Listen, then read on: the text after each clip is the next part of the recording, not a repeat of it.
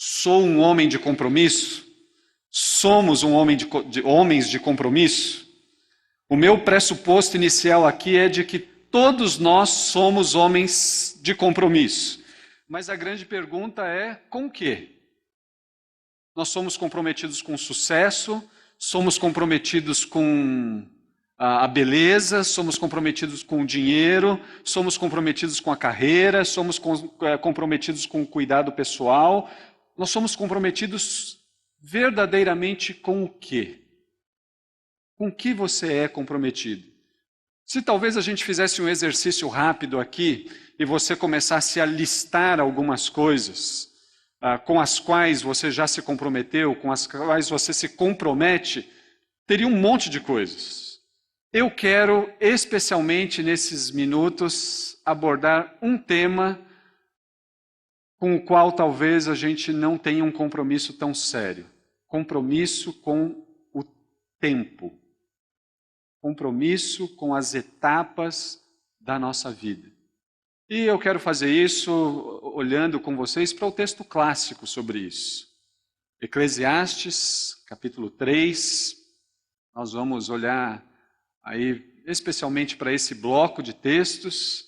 E à medida que fui pensando no tema, fui olhando para ele, eu decidi ler algumas vezes e estudar algumas vezes todo o livro de Eclesiastes e acabei fazendo descobertas do quanto o autor de Eclesiastes ele trabalha com a franqueza, né? Ele é franco naquilo que ele apresenta.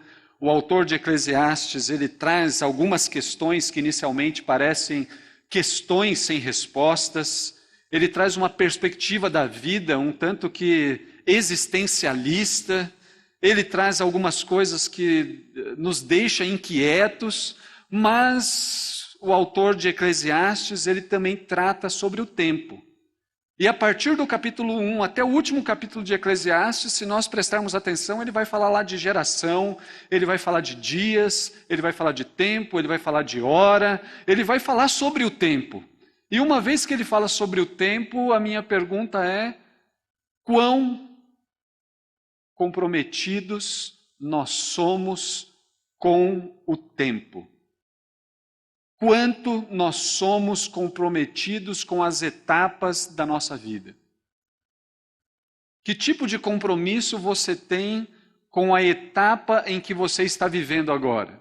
É interessante que aqui no grupo sempre tem o adolescente, sempre tem aquela pessoa na fase adulta, sempre tem aquele que já está experimentando da terceira idade, e a pergunta é exatamente sobre isso. Quão comprometido você é com a etapa da sua vida, com o tempo em que você está vivendo? Qual é o compromisso que você tem com a fase da sua vida atual? E eu pensei em falar sobre isso depois de... Inicialmente eu tinha pensado, eu acho que eu vou pegar alguns personagens bíblicos de homens comprometidos e vou fazer talvez um paralelo com aqueles homens que eventualmente não foram comprometidos. Que tal talvez definir compromisso? Mas eu fiquei pensando, talvez isso já seja muito claro. Então eu quero pegar um elemento com o qual nós precisamos nos comprometer com muita seriedade. Vamos nos comprometer com o tempo. E ainda um pouquinho antes de começar, pastor Charles, irmão Jonas estavam falando sobre o tempo. Eu sou ali, né? O que será que vai sair dessa conversa sobre o tempo? Mas se você parar para pensar no tempo, a gente acaba entendendo que o tempo é soberano. E ao mesmo tempo que ele é soberano, o tempo é democrático. Ele é democrático porque ele afeta todos os homens. O tempo, ele marca todos os homens. O tempo vence todos os homens. Não tem jeito. Não dá para escapar do tempo. Não dá para escapar das etapas da nossa vida. O tempo é soberano, ele é democrático, ele afeta, ele marca, ele vence todos nós. Não tem jeito. E uma vez que o tempo é soberano e ao mesmo tempo democrático, qual é o compromisso que nós temos com a etapa da nossa vida atual? Então vamos olhar para o texto que conhecemos. Tudo tem uma ocasião certa. Tudo tem uma ocasião certa. E há um tempo certo para todo propósito debaixo do céu.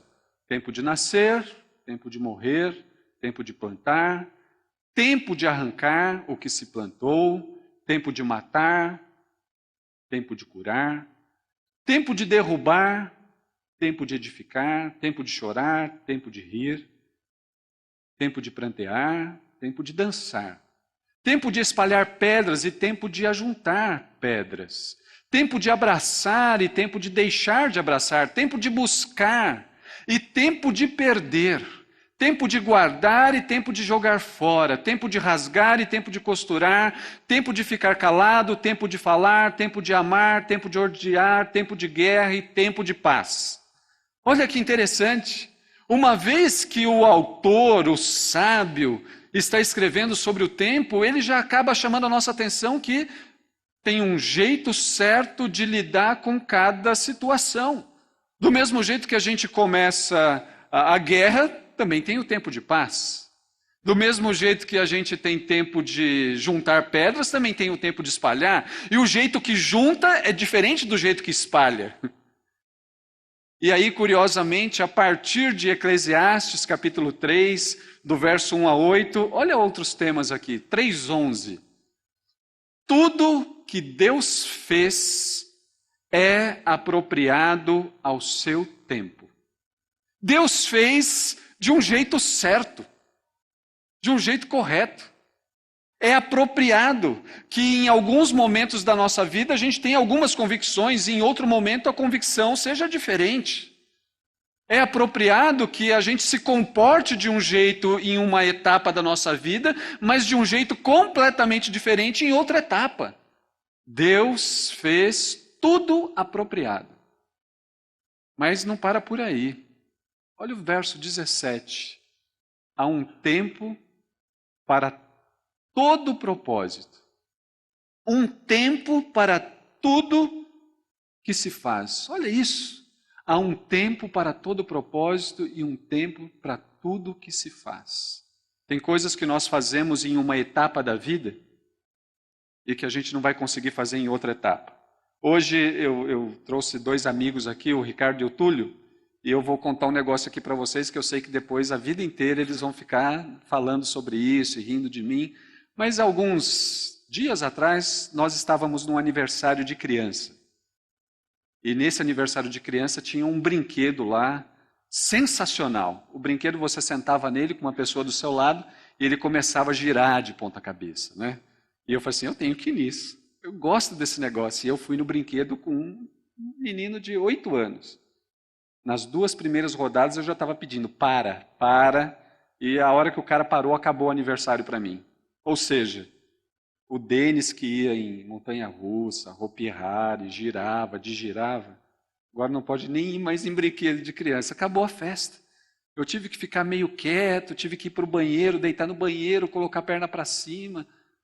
Há um tempo para todo propósito, um tempo para tudo que se faz. O Denis de 39 anos é bem diferente daquele Denis lá de 16 e eu achava que nunca ia ser assim.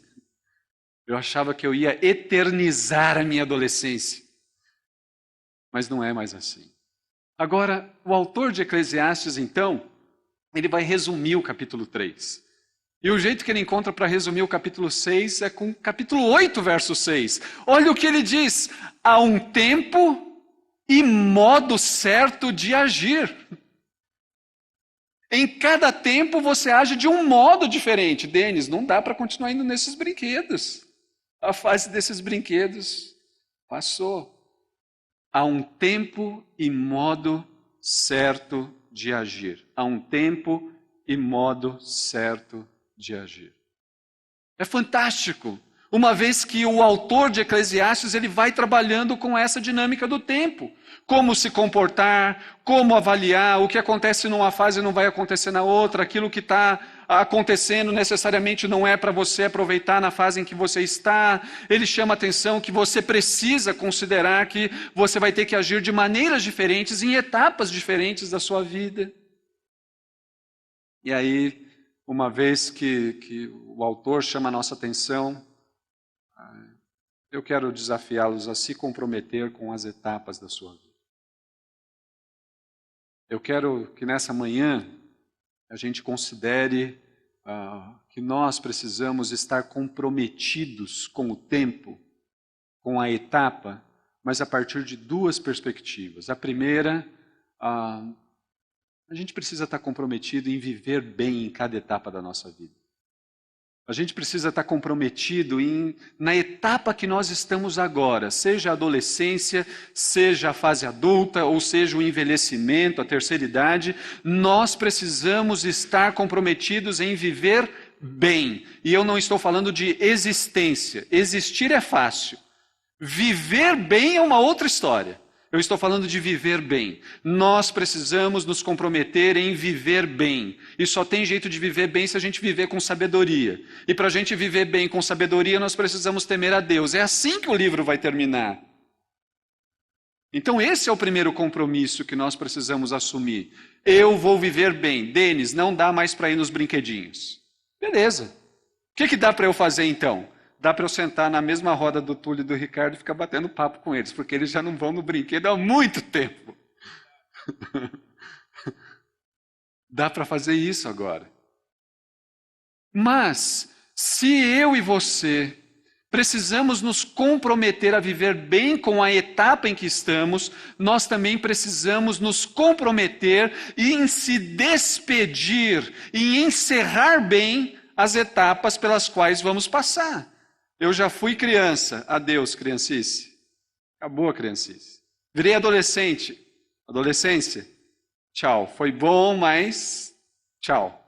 Juventude, passei pela juventude, tchau, acabou a juventude. Agora a história é outra, agora é uma outra fase. Se nós não nos despedirmos bem, se nós não encerrarmos bem cada fase da nossa vida, nós vamos trazer uma série de dores e eu quero dividir com vocês um pouco dessas dores que nós trazemos para as outras fases. Mas antes, eu quero me aproveitar também de alguns dados que são acessíveis a todos nós. Então, olha só que interessante. Eu quero considerar aqui com vocês as principais fases aí da vida. Então, nós temos a infância, a adolescência, temos a juventude. Embora esses conceitos, né, de adolescência e juventude, eles são relativamente novos, mas eu quero considerar como etapas e, finalmente, nós temos a fase adulta. E aí os dados que eu vou apresentar para vocês aqui agora é uma coletânea daquilo que diz o Estatuto da Criança e do Adolescente, o Estatuto da Juventude e dados do IBGE. Só para você se situar, aonde você está. Qual é a sua fase de acordo com o Brasil? Isso daqui não faz sentido em relação ao Canadá, nem aos Estados Unidos, nem a países da Europa. É Brasil, é onde nós estamos e a gente vai tentar se encaixar nisso. Então olha que coisa interessante. Infância. Lá o ECA fala que a infância é do 0 aos 12 anos. E eu tomei a liberdade aqui de arredondar as coisas para a gente entender melhor, tá? Então, quem está aqui nessa fase? Quem tem 12 anos? Tem alguma criança aqui de 12 anos? Não. Então, será que não tem mesmo? Essa é a pergunta, hein? E essa é a pergunta porque outro dia eu estava atendendo uma pessoa e ela começou a falar comigo e eu fiquei, mas quantos anos será que ela tem? É um adolescente. Aí eu perguntei, quantos anos você tem? Ele falou assim, 49, mas era adolescente. Eu estava falando com um adolescente. Né? Então, a gente precisa ver onde nós estamos. A adolescência, então, vai dos 13 aos 18, de acordo com o mesmo Estatuto da Criança e do Adolescente. Quem aqui tem 13 a 18? Opa, já tem o público aqui. Excelente, ótimo. Aí, o ECA só fala disso, de criança e adolescente. Mas tem o Estatuto da Juventude. E o Estatuto da Juventude fala que um jovem, ele tem a fase de vida de 19 a 29. Tem essa fase aqui? 19 a 29? Opa, que coisa boa, hein? Excelente, show. Agora, olha que coisa legal. A fase adulta, ela acontece dos 30 até os 71 anos de idade. Agora, isso daqui é curioso. E, obviamente, eu estou pegando aqui dados do IBGE. Os dados de 2013, que foram divulgados em dezembro do ano passado, fala que a expectativa de vida do brasileiro, homem e mulher, é de 74,9. Está subindo. Se a gente pega os dados que são avaliados desde 1960, está subindo. A expectativa da mulher é de 78,6. Mulher vive mais, se expõe menos ao risco, vai mais no médico, se cuida mais. Expectativa de vida do homem, 71,3. Então eu estou arredondando para baixo para a gente entender o senso de urgência da necessidade de nos comprometermos com o tempo, com a fase da nossa vida. Agora, irmãos, olha como fica interessante essa brincadeira aqui. Todos nós vivemos 12 anos na infância. A maioria de nós aqui vivemos 6 anos na adolescência. Alguns de nós vivemos 11 anos na juventude. O que sobra? 42 anos. Aonde nós vamos viver mais? Teoricamente. Nós vamos viver por mais tempo na fase adulta. Lembra lá do sábio Salomão em Eclesiastes? Há um tempo para cada coisa. Há um tempo e um modo de agir em cada fase, em cada tempo. Nós só vivemos 12 anos na infância. Nós só vivemos 6 anos na adolescência. Nós só vivemos 11 anos na juventude. Logo, infância, adolescência e juventude é fase de passagem. Não é fase de permanência, é de passagem. Não é de permanência, é de passagem. A conclusão desse negócio é de que nós viveremos, Deus pode nos chamar em qualquer momento, nós viveremos a maior parte do nosso tempo na fase adulta. Mas como a gente vai viver na fase adulta? Nós precisamos nos comprometer em viver bem em cada fase. Então, os adolescentes, os jovens que estão aqui, vivam bem na fase em que vocês estão. Mas os que estão na fase adulta, vivam na fase adulta. Não queiram ser adultos infantiloides. Seja isso. Isso vai trazer males. Isso não é viver com sabedoria diante de Deus. Deus fez tudo no tempo certo e para cada tempo tem um modo certo de viver. Se você está na fase adulta, viva bem na fase adulta. Se você é um adolescente, viva bem na fase de adolescência. Como que nós vamos viver? Então, mediante a isso, ou pensando nessas coisas, fazendo essas contas, eu acabei me deparando com um fenômeno social. E o fenômeno social é esse daqui. Eu vou suprimir agora infância, adolescência, colocar tudo na fase da juventude. E na fase da juventude, o fenômeno que nós vivemos hoje é o seguinte: nós encontramos a juventude invadindo a infância e nós também encontramos a juventude invadindo a fase adulta. E isso é terrível, irmãos. Isso é terrível. Quando a juventude invade a infância, o que acontece? Talvez isso daqui tenha sido a realidade de alguns de vocês. Talvez alguns de vocês tenham experimentado isso. Foram criados sem referência masculina na infância. E por terem sido criados sem referência masculina, porque talvez o pai tenha falecido muito cedo, ou o pai tenha abandonado a mãe, essa criança acabou assumindo o papel do adulto da casa. Não teve infância, porque teve que assumir aquele papel que era o papel do pai.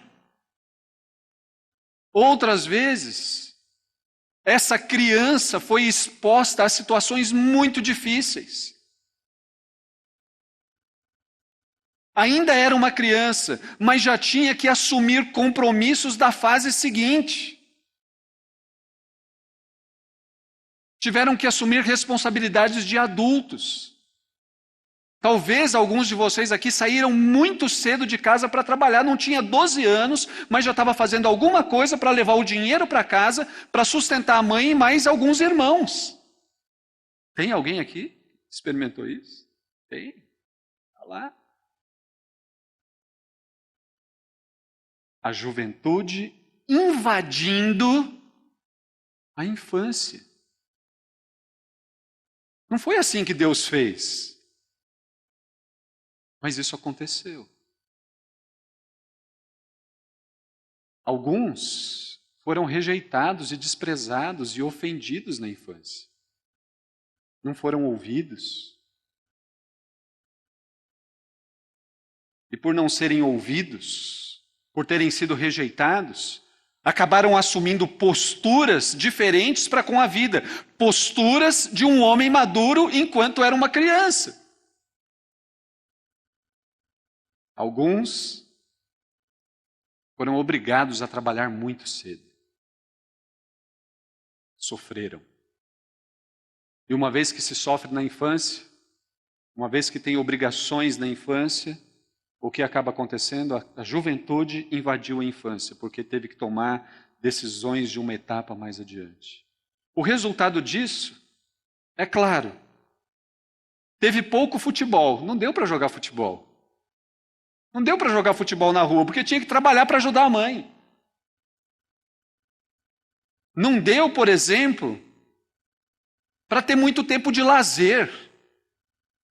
Porque o lazer, se tivesse lazer, não dava para estar ganhando mais alguma coisa. Não deu para ter lazer, porque se tivesse lazer, o pai batia na mãe. Então ele tinha que estar presente em casa para diminuir não vai bater na minha mãe. Mãe vai fazer isso, mãe vai fazer aquilo. Teve algumas pessoas, tiveram alguns homens que viveram em lares terríveis, em famílias doidas, malucas.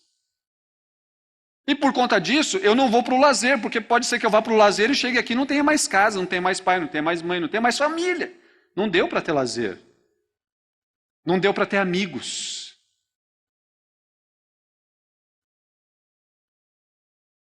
Não deu para namorar. E não deu para namorar porque tinha que cuidar da casa, dos irmãos, tinha que estudar, tinha que trabalhar. Namorar quando? Então, algumas pessoas, quando lembram da infância, né, não tem infância. Eu sempre fui adulto. Eu sempre fiz coisas de adultos. A juventude invadindo a infância. Isso é terrível. Isso é terrível, isso é horroroso. Alguns não têm nenhuma boa memória da infância. Alguns não querem nem lembrar da infância, porque foi ruim. Tinha 12 anos. Isso parece a educação espartana, né? Que olhava para a criança e entendia que era um pequeno homem. Só tinha o perfil de criança, mas já era tratado como homem. Isso é horrível, isso é ruim.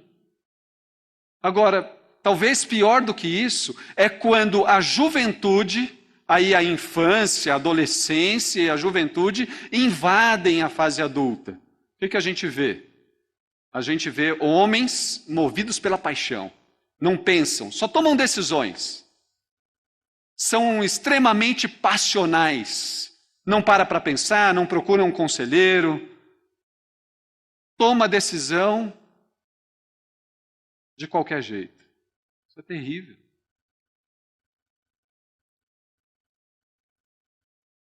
Quando a juventude invade a fase adulta, nós encontramos homens que são escravos dos seus desejos, escravos da sua vontade, são egoístas, só pensam em si. Isso é reflexo de adolescência, da criança, do adolescente. Minha filha de 3 anos é assim, tudo é dela. Mas tem homens com mais de 30 anos que se comportam do mesmo jeito. Tudo é meu, é só meu, eu quero, e se não me der agora, eu vou gritar. Isso é reflexo da juventude invadindo a fase adulta. Tem homens de 30 anos que gastam rios de dinheiro para tentar realizar o sonho da adolescência. Agora você tem que realizar os sonhos da fase adulta, não é mais da adolescência. Viva com sabedoria. Tema a Deus. Obedeça os seus mandamentos. Viva na fase em que você está. Aquele adolescente de 50 anos que eu encontrei com ele está vivendo a adolescência que ele nunca teve e acha que está tudo bem.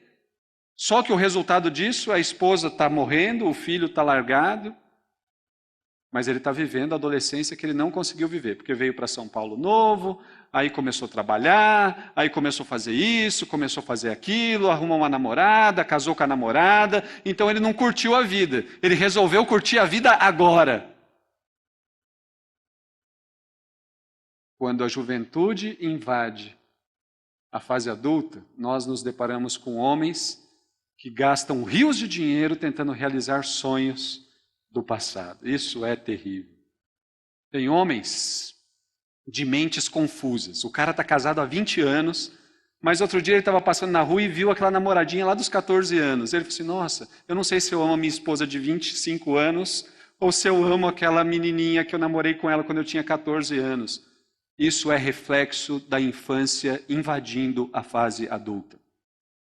Nós precisamos nos comprometer em viver bem em cada etapa, mas nós precisamos nos comprometer em encerrar bem cada etapa. Mente confusa é isso.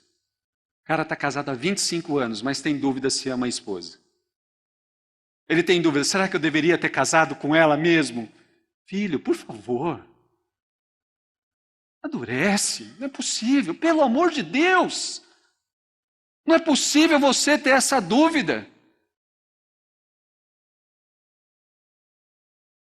Tem homens que idolatram a liberdade.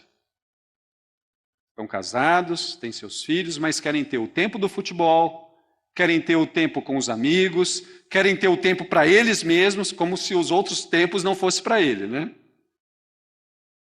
Aí ele acaba descobrindo que ele tem mais tempo para as outras pessoas do que para ele e a sua família. Porque idolatram a liberdade. Eu quero ser livre, eu não quero ninguém me cobrando, eu não quero que a minha esposa fique perguntando onde eu estava, por que eu cheguei essa hora, minha esposa não tem nada a ver com isso. Por favor, isso continua sendo reflexo da adolescência na fase adulta. Deus diz que tem um tempo e um modo certo de agir em cada etapa. E agora você tem que dizer para sua esposa, amor, eu estava em tal lugar, amor, eu cheguei nesse horário por conta disso, e isso não tem nada de errado, isso não diminui, não deveria diminuir nenhum homem.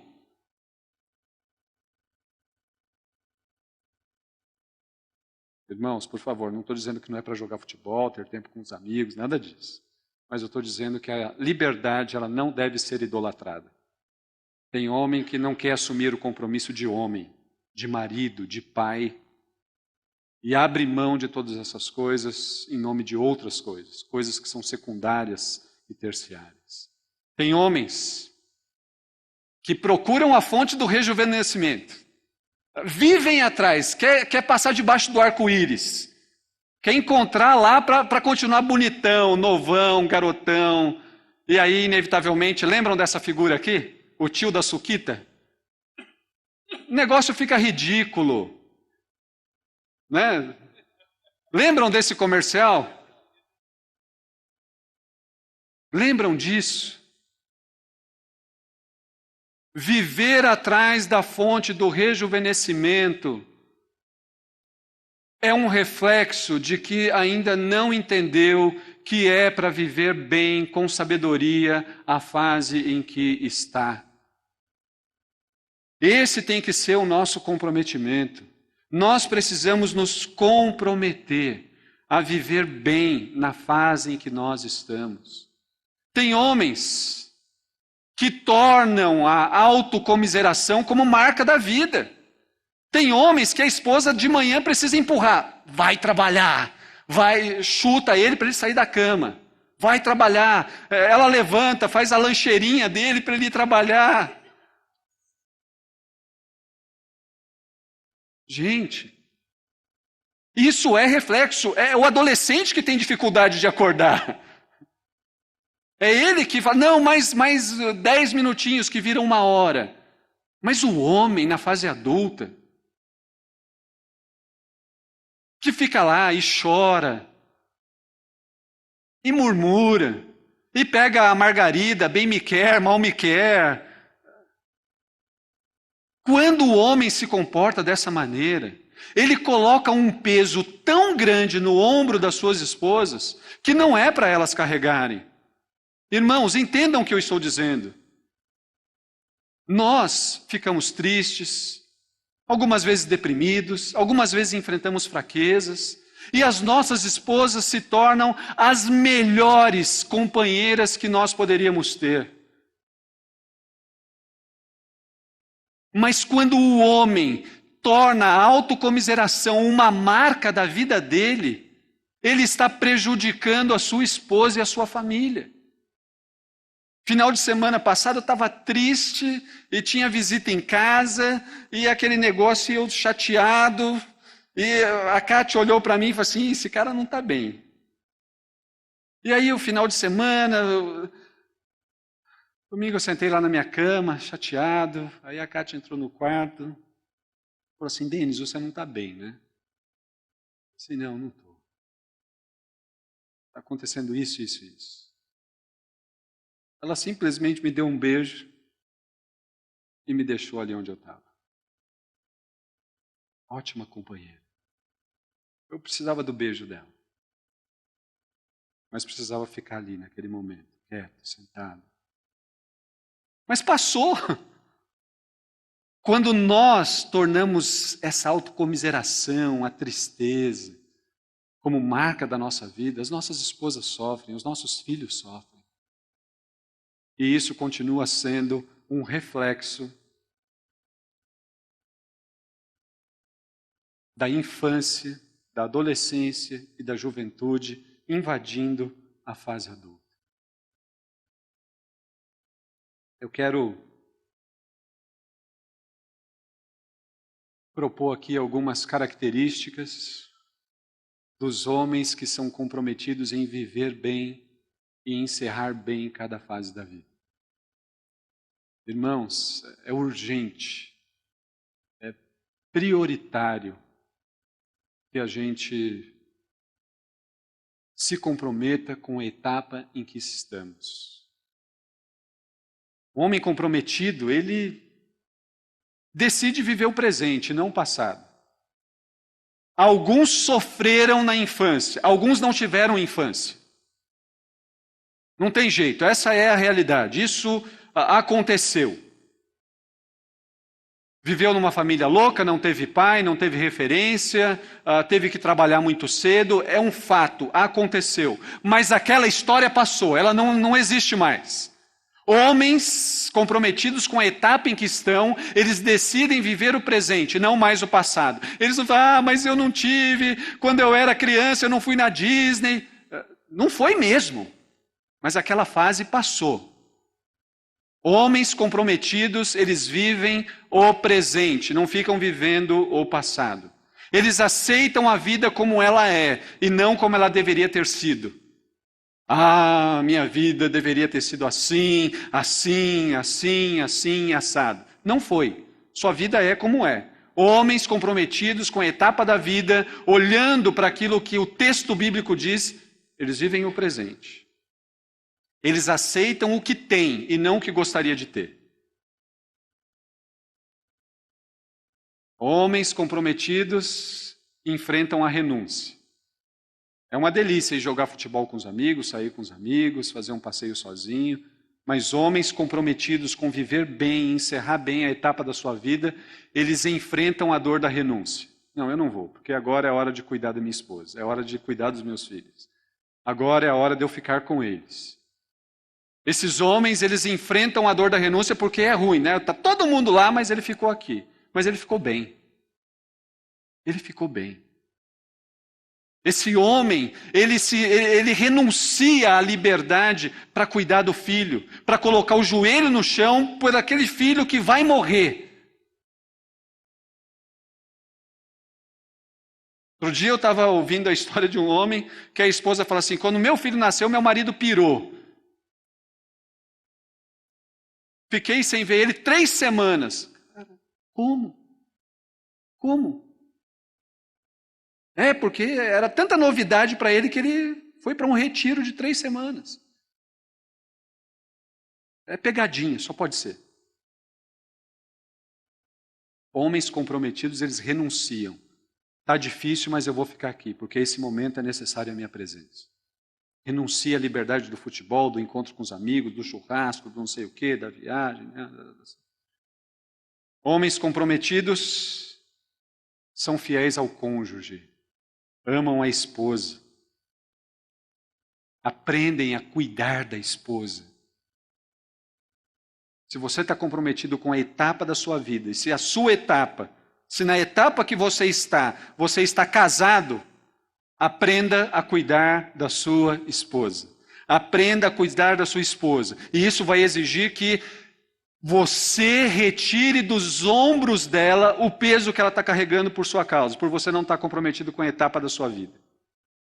Lembra lá do ditado que quanto mais largos os ombros, mais peso pode carregar? Quem tem o ombro mais largo lá na sua casa, você ou sua esposa? Pode até ser ela, mas quem tem que carregar o peso é você.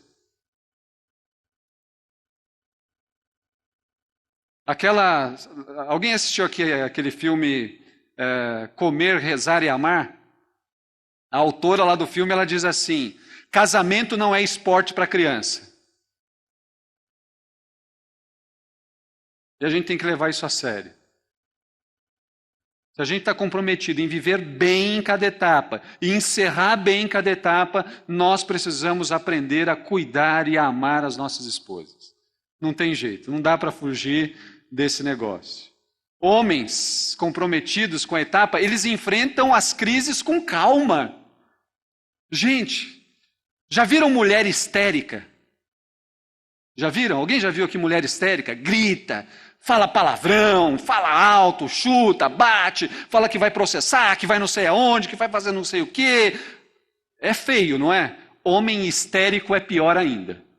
Homem histérico é horrorível, a mistura de horrível com terrível. É horrorível o homem histérico, que quer resolver as coisas gritando, com violência, que quer resolver as coisas chutando.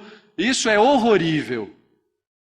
Mas homens que estão comprometidos com a etapa da vida, eles resolvem as coisas com serenidade.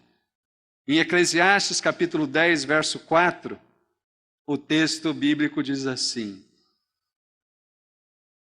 serenidade e calma ajudam a resolver os maiores problemas. A calma e a tranquilidade evita grandes erros. Se você está comprometido com a etapa da vida, você tem que enfrentar as crises com calma e tranquilidade, com serenidade. Não seja um homem histérico, porque é horrorível. A calma e a tranquilidade resolve os maiores problemas. E finalmente, homens comprometidos aceitam o envelhecimento. Envelhecendo mesmo, não tem jeito. E aí, o legal de aceitar o envelhecimento não é só simplesmente eu estou ficando velho. Mas talvez alguns que estão no envelhecimento olham para trás e falam assim: eu não consegui estudar na faculdade que eu queria, eu não consegui fazer o curso que eu sempre quis, eu não consegui fazer a viagem que eu sempre quis, eu não conseguiu. Não conseguiu? Legal, não conseguiu mesmo, nessa vida não deu. Mas já que não deu para mim, eu vou ajudar alguém a estudar na faculdade que eu quis estudar. Já que não deu para mim, eu vou ajudar uma outra pessoa. Já que eu não consegui fazer o curso, eu vou ajudar uma outra pessoa a fazer o curso. Isso é aceitar bem o envelhecimento. Não deu para mim nessa vida. E se não deu para mim nessa vida, tem que dar para uma outra pessoa. E eu vou ser um agente para que outra pessoa faça o curso, faça a faculdade, conquiste isso, conquiste aquilo. Lidar bem e aceitar bem o envelhecimento é agora ajudar os filhos, ajudar os netos. Aceitar bem o envelhecimento é entender que existe prazer nas coisas mais simples da vida. E às vezes as coisas mais simples da vida é uma reunião com a família.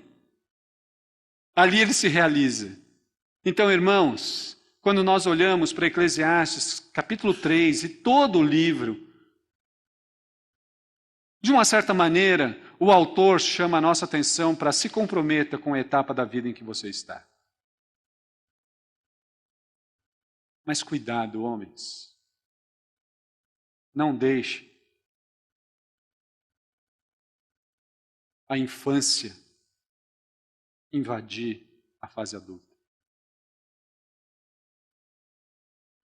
Você vai sofrer. Sua família vai sofrer. A Bíblia nos convoca para vivermos em sabedoria.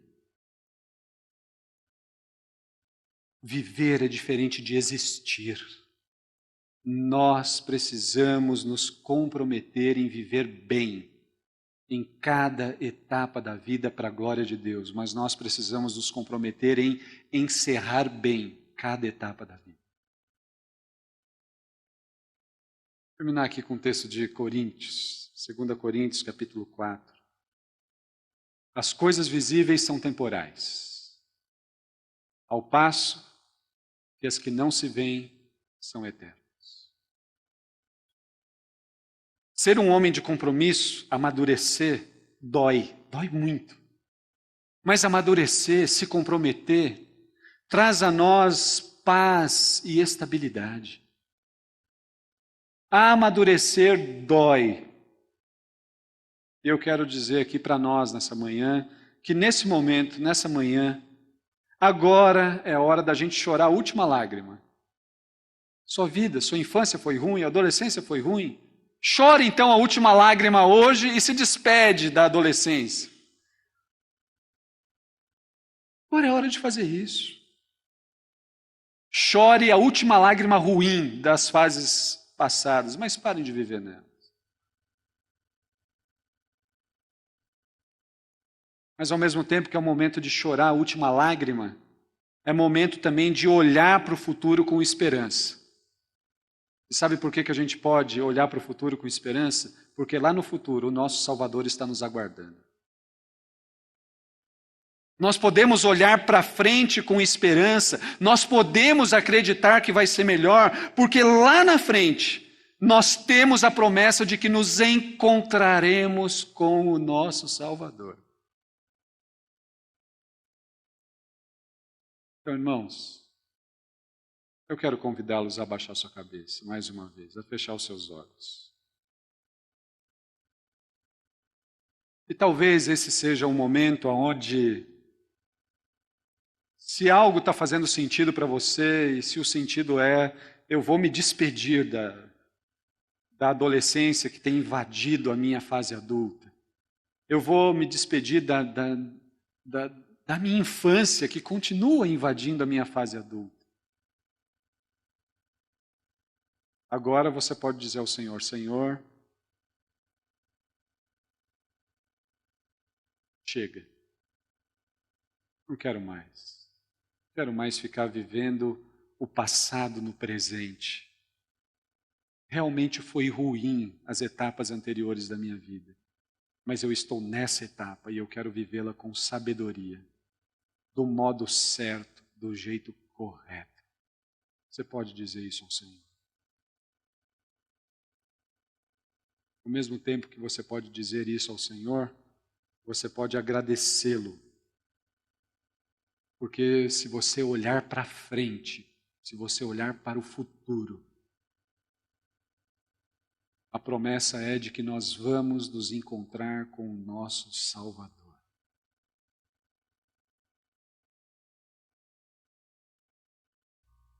Senhor, te agradecemos por esse momento, te agradecemos pela tua palavra, agradecemos, Senhor, porque ela é sempre viva e eficaz. Agradecemos, Senhor, porque a tua palavra é sábia. Agradecemos, Senhor, porque o Senhor fez tudo do jeito certo, da forma correta. Agradecemos, ó Deus, porque tem um modo correto para viver em cada etapa da vida. Ajude a mim e aos meus irmãos aqui a sermos sábios. E, Senhor, nós te agradecemos porque a sabedoria está acessível a todos nós. Nós te agradecemos, ó Deus, pelo teu Filho Jesus Cristo, nosso Salvador, que nos reconecta contigo. Nós te agradecemos, ó Deus, porque o teu Filho Jesus Cristo vive em nós. Obrigado, Senhor, porque podemos conhecer a Ti. Obrigado porque podemos conhecer a Tua palavra. Obrigado, ó Deus, porque na Tua palavra há esperança. Nós louvamos o Teu nome, em nome do Senhor Jesus Cristo. Amém e amém. Irmãos, obrigado, que Deus nos abençoe.